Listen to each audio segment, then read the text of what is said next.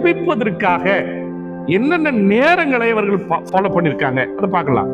ஒரு நாள்ல 3 ஜெபங்கள் செய்திருக்கிறாங்க. காலை ஜெபம் முதல்ல என்னது? காலை ஜெபம். சோ அதை என்னன்னு சொல்லுவாங்க தெரியுமா? சாக்ரேட் அப்படின்னா காலை ஜெபம். ஃபர்ஸ்ட் மார்னிங் பிரேயருக்கு பேர் என்ன வச்சிருக்காங்க? சாக்ரேட் அப்படின்னு சொல்றாங்க. இந்த ஜெபம் நேரம் என்ன தெரியுமா? இதனுடைய நேரம் டைமிங் என்ன தெரியுமா? இது நேரம் வந்து விடியற் காலையில இருந்து மதியத்துக்கு முன்னால பாருங்க. அப்படின்னா காலையில எழுந்ததுல இருந்து மதியானம் சாப்பிட்றதுக்கு முன்னால வரைக்கும் ஒரு டைமிங் பிரேயர். இது இதுல என்னென்னலாம் அம்சங்கள் இருக்கும், என்னென்ன சிறப்பு எலமெண்ட்ஸ் இருக்கும், சிறப்பு அம்சங்கள் என்ன? ஒன்று, நன்றி தொடக்கம். நன்றி தொடக்கம், நன்றியில தொடங்கணும். அப்ப அதை என்ன சொல்றாங்க? நன்றி தொடக்கத்தை என்ன சொல்றாங்கன்னாக்கா அவங்க எல்லாத்தையுமே அவங்க லாங்குவேஜ்ல தான் வச்சிருக்கிறாங்க. மொடேஹனி அப்படின்னு சொல்றாங்க. MODEHANI மொடேஹனி அப்படின்னு சொல்றாங்க. ரெண்டாவது, இந்த சிறப்பு அம்சத்துல கர்த்தர் ஒருவரே ரொம்ப முக்கியம். அதான் அதை என்ன பண்றாங்க? ஷேமான்னு சொல்றாங்க. சார் இது very important. Schema is very important. நான் உங்களுக்கு அதை பின்னாடி உங்களுக்கு ஷேமா பத்தி உங்களுக்கு சொல்றேன். மூன்றாவது, நின்று ஜெபிப்பது. நின்று ஜெபிப்பது ஹமிடா. ஆண்கள் பொதுவாக ஒரு ஜெப ஆடை உடுத்தி கொண்டு ஜெபிக்கிற பழக்கத்தை வச்சிருக்காங்க. ஸோ நான் ஏற்கனவே அது உங்களுக்கு சொல்லிட்டேன்னு நினைக்கிறேன். அதுக்கு பெர்ஃபின் அப்படின்னு சொல்றாங்க. இது ரொம்ப முக்கியமான ஒரு ஆடையாக தாலித், நான் ஏற்கனவே சொன்னல, அதுதான் தாலித் தான் அது சொல்றாங்க. தாலித். ஸோ தாலித் தான் தெஃபின் அப்படின்னு சொல்றாங்க. ஸோ இதெல்லாம் காலை ஜெபத்தில் இருக்கின்ற ஒன்று. மதிய ஜெபம் செகண்ட் வந்து ஆஃப்டர்நூன் பிரேயர், மதிய ஜெபம். அது வந்து மின்கா அப்படின்னு சொல்றாங்க. ஸோ இந்த அவங்க என்னென்னலாம் ப்ரேயர் டைமிங் வச்சிருந்தாங்க. காலையில் ஒரு ஜெபம், விடியற் காலையில் மதியத்துக்கு வரைக்கும் முன்னால இந்த மின்சா. இந்த ஜெபம் மதியத்திலிருந்து சூரியன் அஸ்தமாகிற வரைக்கும், சூரியன் அஸ்தமாகிற வரைக்கும் இந்த மின்கா ப்ரேயரை பண்ணணும். இதுல சிறப்பு அம்சம் என்னன்னா, இது ஒரு குறுகிய ஜெபம் ஆனால் ஆழமான ஜெபம். இது ஒரு ஷார்ட் ப்ரேயர், ரொம்ப டீப் ப்ரேயர். அப்படி சொல்ல பாருங்க, ரொம்ப ஷார்ட்டா தான் இருக்கு. சில நேரத்தில் ஜெபங்கள் எல்லாம் ஷார்ட்டா இருக்கிறதுனாலே அது டீப்பா இருக்குன்னு அர்த்தம். நம்ம ரொம்ப லாங்கா பண்றது தான் நம்ம அப்படியே பக்தியான ஜெபம் நினைச்சிருக்கோம். அவங்க என்ன இதுக்கு பேரை வச்சிருக்காங்க, இந்த மின்காவுக்கு என்ன சொல்றாங்க? Short prayer but deep prayer. சிறிய ஜெபம் தான், ஆனா ஆழமான ஜெபமா அதை அவங்க பாக்குறாங்க.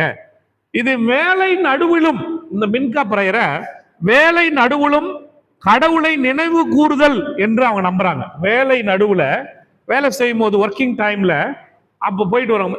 இஸ்லாமிய சகோதரர்கள் பின்பற்றுறாங்க. வேலை நேரத்துல கூட போய் என்ன பண்ணணும், அந்த மசூதிக்கு சென்று அவங்க போய் அவங்க இறை வணக்கத்தை செய்துட்டு வருவாங்க. தெரியல. சோ இந்த பிரேயர் அவங்க நம்ம ஆளுங்க பண்றதுதான், யூதர்களுடைய பழக்கம் தான். வேலை நடுவுல வேலை செய்யும் போது அந்த இடையில போய் அவங்க வழிபாடு, கடவுளுக்கு நன்றி செலுத்துகின்ற ஒரு ஜெபமா நினைவு கூறுது. கடவுளை நினைவு கூறுறது.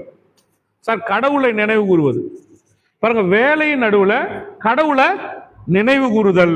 இந்த ஜெபத்துக்கு, இந்த மின்கா பிரேயருடைய வெரி இம்பார்ட்டன்ட் ஜெபம். மூன்றாவது ஜெபம் வந்து இரவு ஜெபம். இரவு ஜெபத்தை என்ன சொல்றாங்க? இரவு ஜெபம். இரவு ஜெபத்தை என்ன சொல்றாங்க? மாரிவ் அப்படின்னு சொல்றாங்க. மாரிவ். கவனிங்க, சாக்கரிட் அப்படின்னா காலை ஜெபம், மின்கா அப்படின்னாக்கா இடையில பண்ற மதிய ஜெபம். இரவு ஜெபத்துக்கு பேர் என்னது? மாரிவ். மாரிவ் அப்படின்னு ஒரு பிரேயர். சோ இந்த மாரிவ் பிரேயர்ல இது என்னன்னா, சூரிய அஸ்தமானத்துக்கு பின்னால, சூரியன் மறைந்ததுக்கு பின்னால இந்த டைமிங், சரிங்களா? மாரிவ் ஜெபத்தை அப்பதான் பண்ணுவாங்க. இதுல அம்சம், இது ரொம்ப இம்பார்ட்டன்ட். நான் சொல்றேன், இது என்னென்ன அம்சங்களுக்குன்னா, இதுல தான் ஷேமா இருக்கும், அமீடா இருக்கும். இத இரவு அமைதி ஜெபம்னு சொல்றாங்க. இந்த மாரிவ் பிரேயரை அமைதி ஜெபம் அப்படின்னு சொல்றாங்க. சைலண்ட் பிரேயர், இரவு நேரத்தில் ஒரு சைலண்ட் பிரேயர் அதை வைத்திருக்கிறதா சொல்றாங்க. ஸோ ஷேமா அப்படின்னா என்ன? ஷேமான்ற வார்த்தைக்கு இது எபிரேய வார்த்தை. ஷேமான்றது ஒரு எபிரேய வார்த்தை. சார் ஷேமான்னா என்ன? கர்த்தர் செவிகொடு. ஷேமானா என்னது? அப்ப யாருக்கு செவி கொடு? நீங்க கரெக்டா சொன்னீங்க.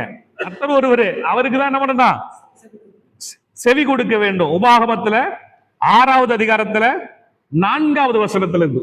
உபாகமம் 6:4 இருக்கு. இஸ்ரவேலே கேள், கர்த்தர் எங்கள் தேவன், கர்த்தர் ஒருவரே தேவன். அப்படிதானே இருக்கு அந்த வசனம், அப்படிதான் இருக்கும். சோ அப்ப என்னக்கா ஷேமான்னு சொன்னா என்னது? செவிகொடு அப்படின்னு அர்த்தம். சோ இந்த இதுக்கு ஒரு வரலாறு இருக்குது, ரொம்ப இன்ட்ரெஸ்டிங். இதை நான் பிரசங்கமாவே செய்திருக்கிறேன்.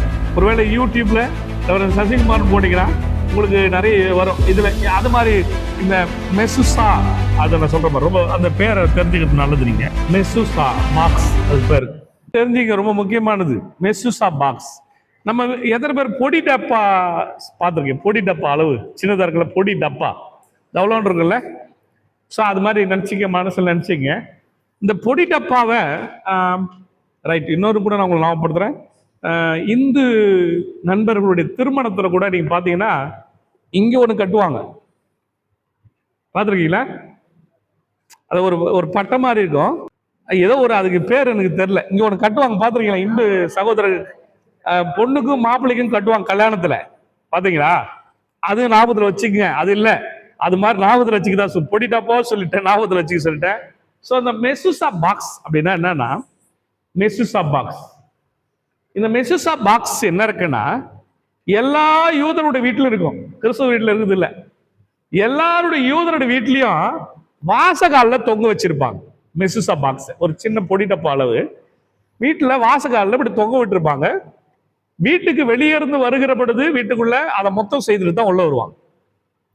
அதே போல வீட்டுக்குள்ள இருந்து வெளியே போகும்போது மொத்தம் கொடுத்து தான் வருவாங்க. அந்த மெசுசா பாக்ஸ், மெசுசா பாக்ஸ். மெசுசா பாக்ஸ்னா என்ன சார் அப்படின்னா, இப்ப சொன்னேன்ல, உபாகமம் 6:4 வசனம், அப்புறம் 6வது அதிகாரத்துல இருந்து 9, 11வது அதிகாரத்துல 13-21, இந்த மாதிரி இந்த வேத வசனங்கள் எல்லாம் சிறிய துண்டுகள்ல காகிதத்துல எழுதி அந்த பாக்ஸ்குள்ள வச்சிருவாங்க. பைபிள் வசனத்தை சின்ன சின்னதா எழுதி அந்த பொடி டப்பா மாதிரி இருக்கிற ஒரு பாக்ஸ்குள்ள வச்சுட்டு அதை மாட்டி விட்டுருவாங்க. அதுக்கு பேரு ஷேமான்னு அர்த்தம், மெசுசா பாக்ஸ். அதுக்கு உள்ள அது என்ன சொல்லுதுன்னா, ஆண்டவருக்கு செவிகொடுன்னு அர்த்தம். எப்பெல்லாம் வீட்டை விட்டு வெளியே போறியோ அப்பெல்லாம் ஆண்டவருக்கு செவிகொடு, எப்பெல்லாம் வீட்டுக்குள்ள வரையோ அப்பெல்லாம் ஆண்டவருக்கு செவி. அதை முத்தம் செய்கிறது, மெசுசா பாக்ஸை எப்பெல்லாம் அவன் முத்தம் செய்கிறானோ அப்படிதெல்லாம் அந்த கர்த்தருக்கு நான் செவி கொடுக்கிறேன்னா. சார் இந்த இரவு ஜெபத்துல இந்த மாரியு பிரேயர்ல ஷேமா வெரி இம்பார்ட்டன்ட். இந்த ஷேமான்றது அப்ப என்ன செய்வாங்க, இந்த ஷேமான்ற அந்த மெசுசா பாக்ஸை நெத்தியில கட்டிக்குவாங்க. இந்த பிரேயர் டைம்ல இரவு ஜெபத்துல போது நெத்தியில கட்டிக்குவாங்க, அதுக்கப்புறம் கையில கட்டிக்குவாங்க. அது மாதிரி ஒரு பிரேயரை பண்ற ஒரு யூதன் ரொம்ப பக்தியானவர், ரொம்ப பக்தியான ஒரு ஜெபத்தை ஜெபிக்கிறவர் அப்படின்னு அர்த்தம். ஸோ அதுக்கு அவ்வளோ இம்பார்ட்டன்ட் கொடுக்குறதா நான் பார்க்குறேன். இந்த அமீதா இருக்குல்ல, அமீதான்னா ஸ்டாண்டிங் ப்ரேயர், நின்று கொண்டு ஜெபிக்கிறது. சார் உட்காந்துன்னு ஜெபிக்கிறது ஒரு சிஸ்டர்னா, நின்றுக்கிட்டு ஜெபிக்கிறதுக்கும் ஒரு அமிதா ப்ரேயர் ஒன்று வச்சிருக்காங்க. ஸோ அப்போ என்ன பண்ணாங்க, ஷேமா ப்ரேயர் இருக்குது, சைலண்ட் ப்ரேயர்ல மெசுசா பாக்ஸ்ல கர்த்தருடைய வார்த்தைக்கு செவி கொடு, அப்படி கர்த்தர் ஆண்டவரே நான் உங்களுக்கு செவி கொடுக்கிற பிள்ளைங்க, கர்த்தருக்கு செவி கொடுக்கிற பிள்ளைங்க அப்படின்ற ஒரு ஷேமாவை அங்க மாரியு பிரேயர்ல வச்சிருக்காங்க. இரவு ஜெபத்துல அமிதா இருக்கிறது. அமிதான்னு சொன்னா ஸ்டாண்டிங் பிரேயர், அதுவும் இரவு நேரத்துல அவங்க வைத்து கொண்டிருக்கிற ஒரு பிராக்டிஸை நம்ம பார்க்கிறோம்.